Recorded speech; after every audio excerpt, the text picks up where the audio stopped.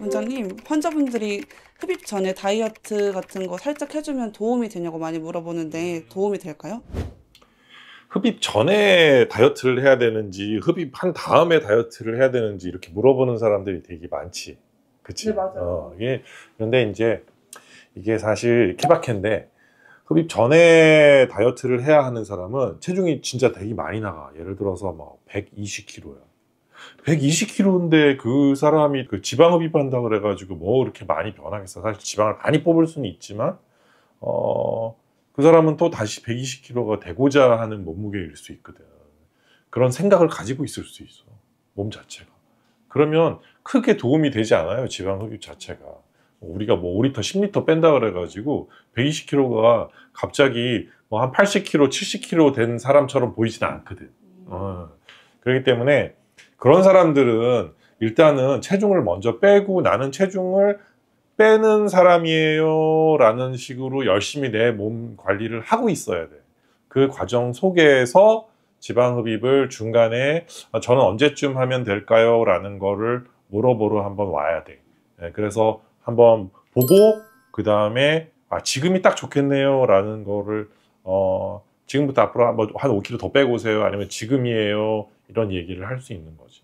그런데 60kg야. 60kg인데 체중을 빼고 싶어. 한 50kg까지 뺄 거야. 라는 목표를 가지고 있어. 근데 편차 그렇게 크게 나지 않잖아. 이런 땐 그냥 지금 빼는 게 나아. 지방을 지금 먼저 하는 게 나아. 그리고 이미 50kg로 빼면, 빼고 나서 왔다. 뭐 그렇게 자신 있으면 그냥 사실 다이어트 하면 되는데, 이게 다이어트를 한다 그래가지고 전체적으로 빠지는 거지, 내가 예를 들어서 뭐 승마살이 있다던가 아니면 팔뚝에 여기 좀 있는데 이런 게 좋아지는 게 아니기 때문에 지방 흡입을 하는 거잖아. 그리고 지방 흡입이란 내 지금 현재 목표 체중에 거의 다 와 있을 때 하는 게 그냥 좋다라는 생각은 들어. 그런데요, 원장님. 소화비면 이력이 있고 목표 체중까지 한 7, 8kg 정도 남아있다. 이런 분들은 언제 수술하면 좋을까요? 그러니까 소화비만인데 몇 킬로야? 대략? 90kg 정도 이상의 100kg까지 여자? 나갔었다. 90kg, 100kg 여자? 네, 네. 오케이. 90kg, 100kg 여자분이었는데 지금 빼가지고 어디까지 왔어? 70kg 정도 때까지 70kg 왔어. 네. 근데 또 더 빼고 싶어. 그렇죠. 한 60은 60은 돼야 되겠다고 생각. 그러면 한 30kg 뺀 거잖아. 이게 참 재미난 현상이 뭐가 있냐면, 지방이 이렇게 부풀어져 있었어. 지방 세포가 이렇게 커가지고 이만해. 이만한데 다이어트를 하고 운동을 하고 막 이렇게 되잖아. 그럼 얘가 자꾸 줄어들겠지. 이렇게 줄어들다 보면 어떤 식으로 이게 변화나면, 팝콘 있지, 팝콘. 네. 팝콘, 이게 지방이 줄어들다 보면은 약간 그 마른 팝콘처럼 돼, 지방이. 그 팝콘을 생각을 해보면, 지방 흡입을 하기 위해서 캐뉼라가 이렇게 들어가지고 팝콘을 터트려야 되는데 이게 딱딱해가지고 잘 안 터트려져. 잘 안 빠져. 말라서 잘 안 빠져. 그래서 우리가 이렇게 복부 성형이나 이런 수술을 같이 하다 보면 체중 막 30kg, 50kg 이렇게 뺀 분들은 지방 흡입이 잘 되지가 않아요. 그래서 너무 많이 빼버리고 오면, 자르는 수술은 가능하지만 지방 흡입하는 게 결과가 아주 좋기가 힘들다. 그래서 적당히 분포도가 이렇게 예쁘게 자리 잡았을 때 하는 게 더 좋거든. 그러니까 100에서 내가 60까지 가는 그런 계획을 가지고 있다 그러면 한 70, 75 이 정도의 수술하는 게 좋아. 그리고 나머지를 수술한 후에 다이어트하고 운동하는 게 결과가 좋다라고 생각해. 이런 거 사실 어려운 얘기인데, 이게 왜 어려운 얘기라고 하냐면, 지방 흡입만 해가지고는 절대로 이런 사실에 대해서 알 수가 없어요. 그러니까 지방 흡입하고 복부 성형을 하면서 다시 자르고 이러는 걸 계속 해봐야지만 이게 가능한 이야기인 것 같아요. 압박복을 한 달 정도 저희 입으라고 하잖아요. 근데 좀 많이 불편해하고 하시는 분들한테 꼭 입어야 한다고 설명드려야 할까요? 압박복. 뭐 우리가 압박복 영상도 만들었잖아요. 그런데 압박복에 대한 의견이 분분한데, 이게 사실 지방을 요만큼 뺀 사람과 지방을 이만큼 뺀 사람에 대해서 압박복은 큰 차이가 있어. 지방을 아주 많이 뺀 분들은 압박복 가지고도 안 돼요.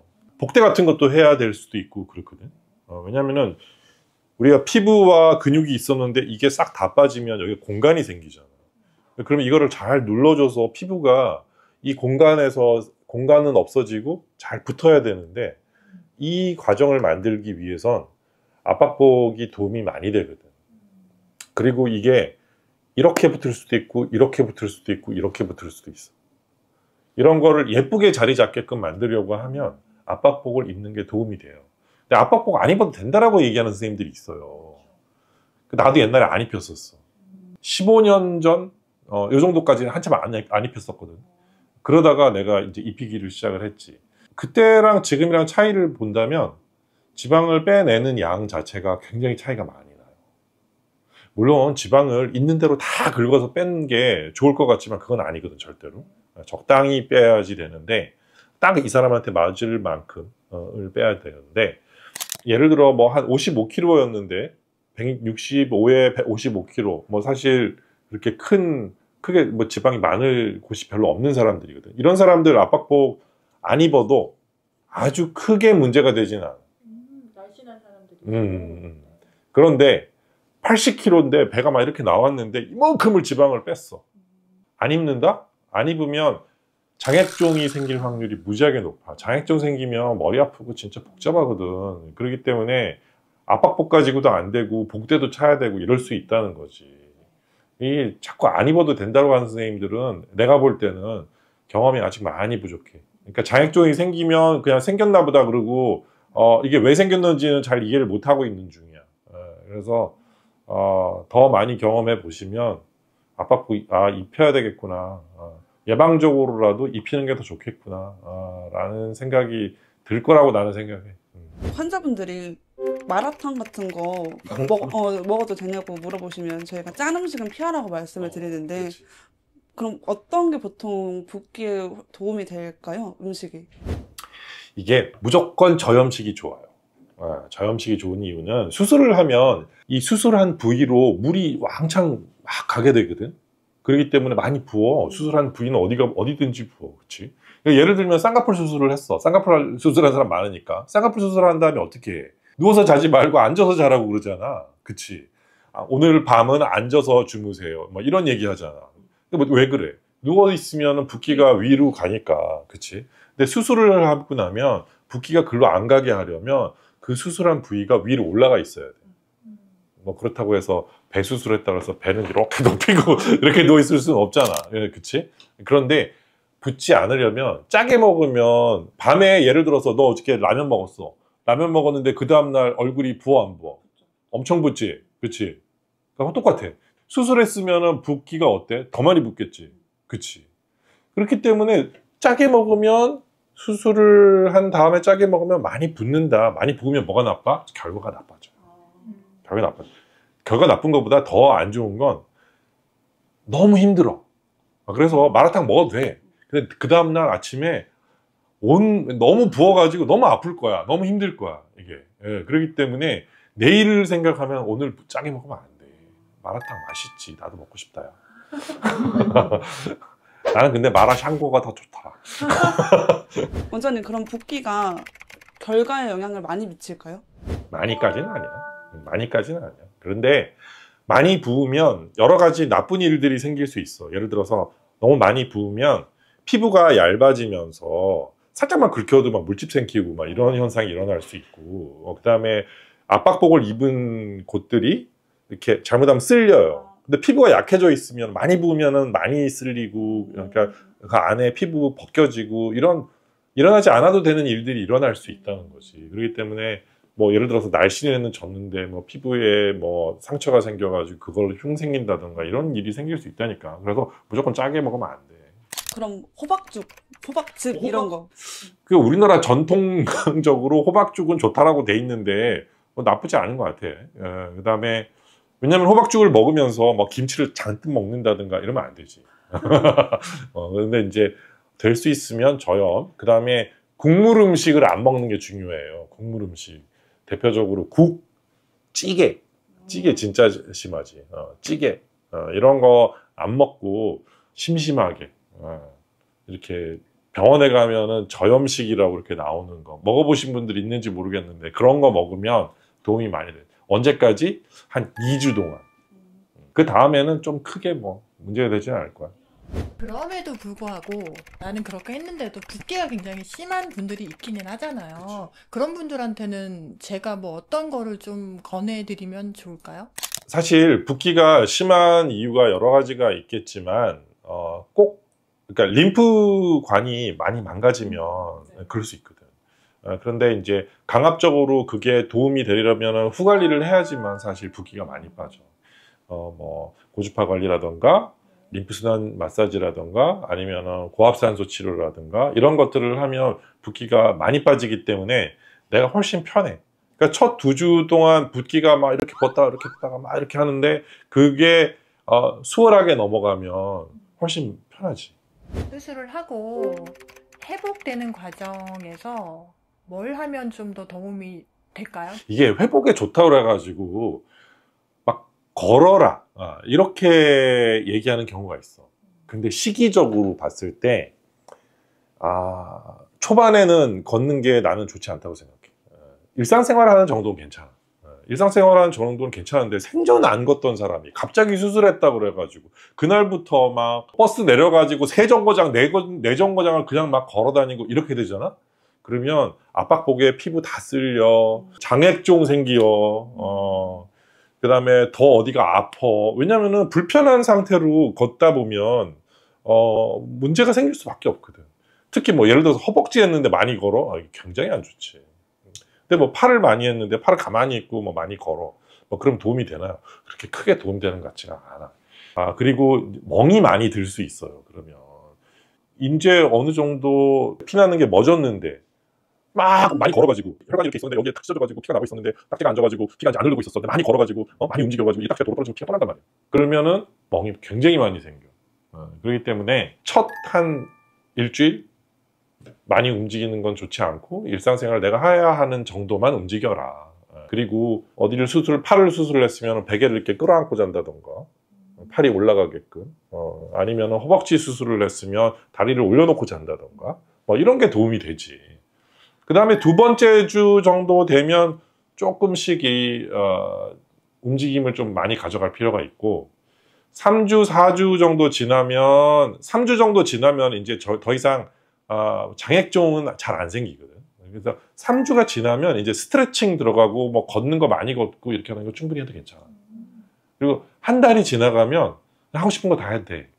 근데 조금 제약이 있을 거야. 좀 이렇게 땡기고 막 이렇게 한 달 정도 됐을 때는 피부가 딱딱해지고 막 이런 현상이 나타나기 때문에 땡기고 이래서 운동하는 게 쉽지는 않겠지만 그때는 운동하는 게 아무 문제가 되지 않아. 근데 원장님 딱딱해진다고 얘기해 주셨잖아요. 그럴 때 이 딱딱한 거를 좀 빨리 풀리게 할 수 있는 방법도 있지 않을까요? 딱딱한 거를 빨리 풀리게 하는 방법은 병원에서 해주는 거는 사실 고주파와 그 다음에 음압치료, 뭐 엔도몰로지라고 하는 이런 음압치료, 이런 걸 하는 게 도움이 되고, 그때는 뭐 초음파 치료라든가 이런 건 거의 도움이 안 되거든. 근데 이제 그때까지도 예를 들어서 근육에 문제가 있고 뭐 그렇다면 뭐 저주파나 뭐 이런 걸 해도 되는데, 이 케이스 바이 보고서는 이렇게 저렇게 해야 하는 것들이 많이 있어서 사실. 그런데 이제 집에서 한다라고 하면 뭐 왜 요새 인터넷에서 막 이렇게 마사지 하는 거, 음압 걸려가지고 하는 거, 그런 것들이 있잖아. 그런 거 하면 괜찮아. 그런 거 하면 좋아. 안 하는 것보다는 훨씬 나아요. 요즘 연초기도 하고 20, 30대 분들이 그래서 술 약속이 너무 많다고 하시는데 보통 술이나 흡연 같은 거는 수술 며칠 후부터 하면 좋을까요? 술의 문제점. 술은 술을 먹는다. 한 잔만 먹으려고 그랬는데 한 잔으로 끝나지 않고 먹고 또 먹는다라는 게 문제라는 거지. 이게 사실 수술을 한 다음에 뭐 한 일주일 지나서 술 뭐 맥주 한 잔, 2잔 이렇게 먹었다 그래가지고 큰일 나진 않아. 사람에 따라서 물론 다를 수는 있어. 그런데 이제 큰일 나지는 않는 게 대부분이고, 그렇지만 자제를 못하고 자기는 절제를 못하는 사람이야. 그래서 술을 막 이렇게까지 먹어. 이렇게 하게 되면 수술한 다음에 간도 많이 피곤하고 힘들고 그런데 그거를 몸이 받아들이기가 힘들어. 그러면 면역 체계가 확 떨어지기 때문에 상처가 회복이 잘 안 될 수 있고 염증이 생길 수 있기 때문에 마시지 말라는 거고, 흡연은 내가 예를 들어서 하나 얘기해줄게. 진짜 배꼽에 보이지도 않게 자르고 수술을 했는데 4주 동안 안 낫는 사람이 있었거든. 상처가. 왜 그런지 모르다가 혹시 담배 얼마나 태우세요? 라고 물어봤더니 3갑 피우신다고 그러는 거야. 그러니까 다시 말해 그 상처가 있으면 글로 이렇게 혈액순환이 잘 되어서 그쪽으로 피가 잘 가야 되거든. 근데 담배를 피는 순간 이 혈액순환이 잘 안 돼요. 그 끝에까지 가지가 않아. 상처가 낫지를 않아. 상처가 낫지를 않기 때문에 여러 가지 문제가 생길 수 있어요. 그래서 흡연 수술한 김에 그냥 끊으세요. 뭐가 좋다고 돈 들게 그렇게 자꾸 담배를 펴. 수술 2주차에 맥주 한두 잔 정도 먹어도 되냐 하시는 분들 있으면 그건 괜찮나요? 지방흡입을 하고 나서 상처가 완전히 아물고 난 다음에 술을 드시든 담배를 피든 큰 문제는 되지 않는다. 그렇지만 상처가 아직 다 낫지 않았는데 술, 담배 하는 거 굉장히 위험하다. 상처가 잘 안 났을 수 있다. 가장 많이 질문하시는 게 우리 병원이 다른 병원에 비해서 왜 비싸냐고 많이들 물어보시는데 왜 비쌀까요? 우리 병원이 훨씬 더? 딴 게 비지떡인지 몰라? 잘하니까 비싸지. 이거 참. 우리 병원에 재수술하러 오시는 분들 못 봤어? 흉터도 안 보이지. 완벽하게 라인도 만들고 거품도 만드는 수술을 하는 거 2주밖에 없는데 이 정도면 싼 거 아니야? 고맙다.